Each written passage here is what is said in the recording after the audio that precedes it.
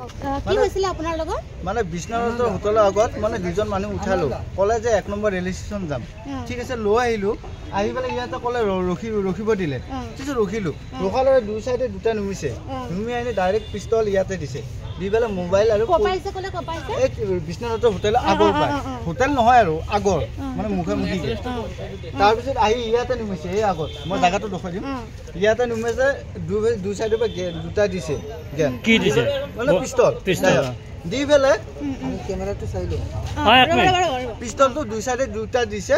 দি পেলাই মোৰ পইচা আৰু এইটো লুকুচি কিমান টকা আছিল পইচাটো ছাৰ মই ক'ব নোৱাৰো কম আৰু একেবাৰে মিছা কথা কোৱা নাই খুচাটো কৈছো যি ভাড়া মাছটো সেয়ে আছে কিবা আছিল আৰু 700 300 এনেকুৱা কিবা এটা আছিল কিন্তু পাৰফেক্টকে ক'ব নোৱাৰো 10 টকা 20 টকা ভাড়া মানুহটো সময় কেতিয়া সময় 4টা 40 50 ভিতৰত মানে 5টা বাজু ৰাতিপুৱা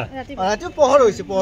মানে দেখা পায় তাৰপিছত ঘটনাটো হ'ল গুলাবা খোদাতে তাৰপিছত টমটমখন লাগে বুলি কওঁতে মই দিব ওলাই নুমা খোদাতে এনেকৈ লাগি গ'ল হেৰিটো স্পীডটো লাগতে আগত এজন আছিল খুন্দাই ফেলে মই গুচি গ'লো যাওঁতে আগতে টমটম দুখন আছিল মই ক'লো মাতিলো এই আছো মোক গুলাবা উঠছি সেনেতে দাউৰি গুচি আহোঁতে এজন ইয়াতে সোমাল ভিতৰত আৰু এজন সেইফালে গুচি গ'ল ইয়াতে আহি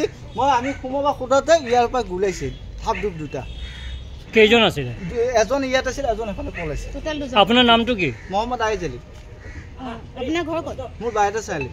ইয়াত ভাড়া ঘৰত থাকে ভাড়া ঘৰত